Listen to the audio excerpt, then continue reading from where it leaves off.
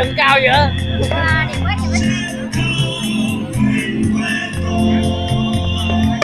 quá. quá. Cái là con định coi không?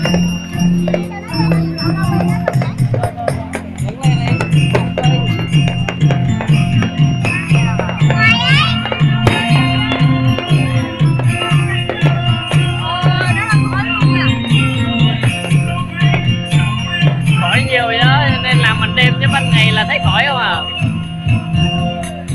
Nếu như đây là đêm ban ngày là thấy khỏi không hả? Cái này là lần đầu tiên được coi bắn luôn à? Anh lần thứ tư. Vậy đâu có đi.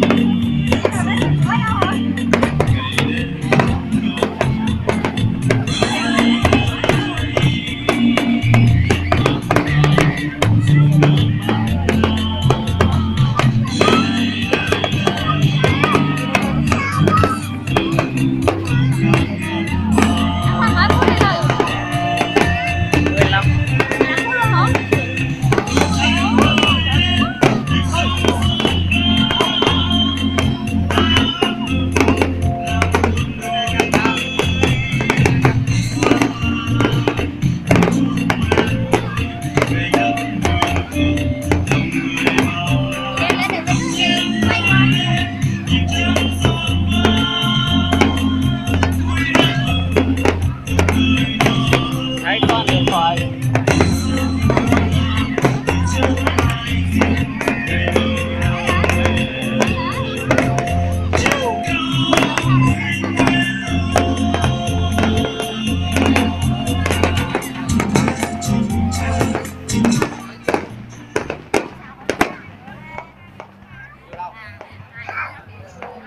Giờ làm ăn.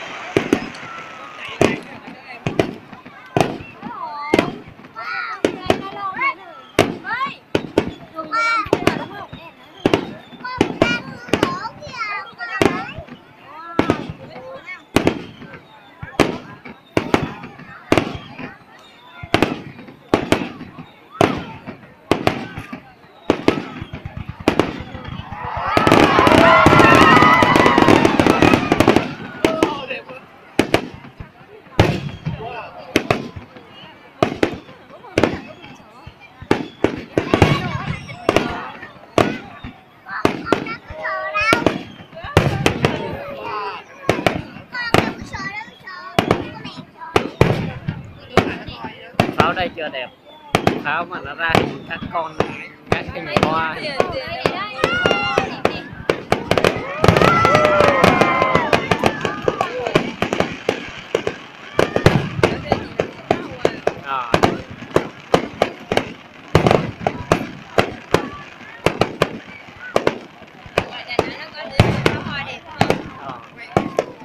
Các thành phố lớn, 3 thành phố Hà Nội, Đà Nẵng, Hồ Chí Minh pháo đẹp không à? Nó đâu có bắn mấy pháo này nữa.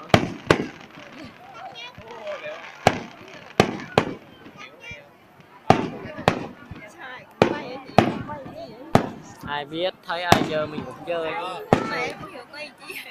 Quay về post lên Face.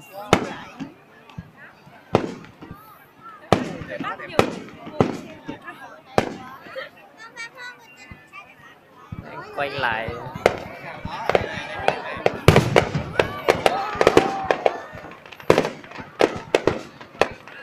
thằng nào mấy Facebook đây có hoa.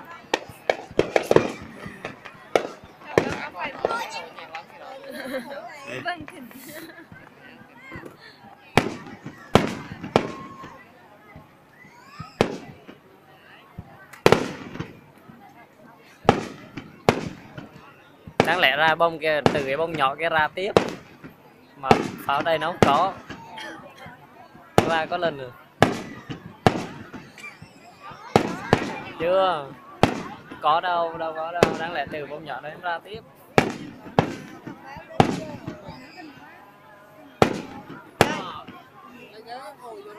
Thấy trong vậy thật.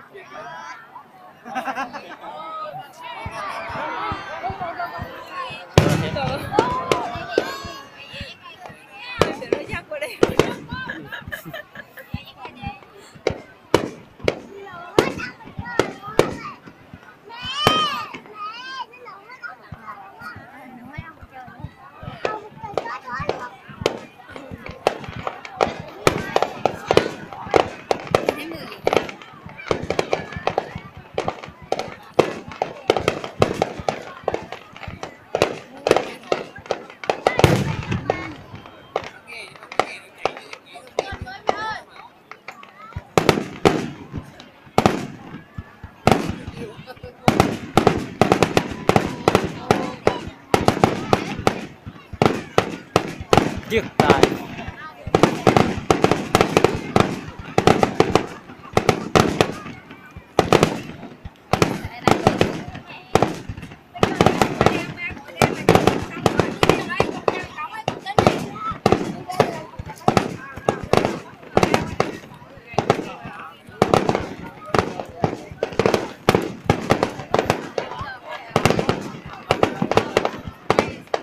Nhiều đấy mà hết cả 100 triệu, mấy trăm triệu.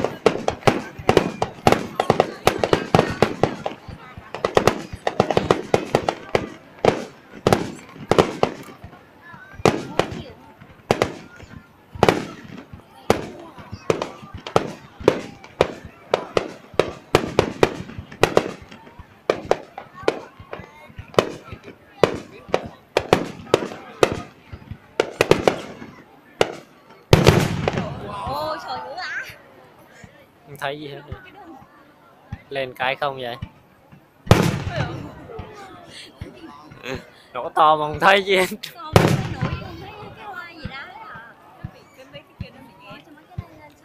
Bị đuôi không?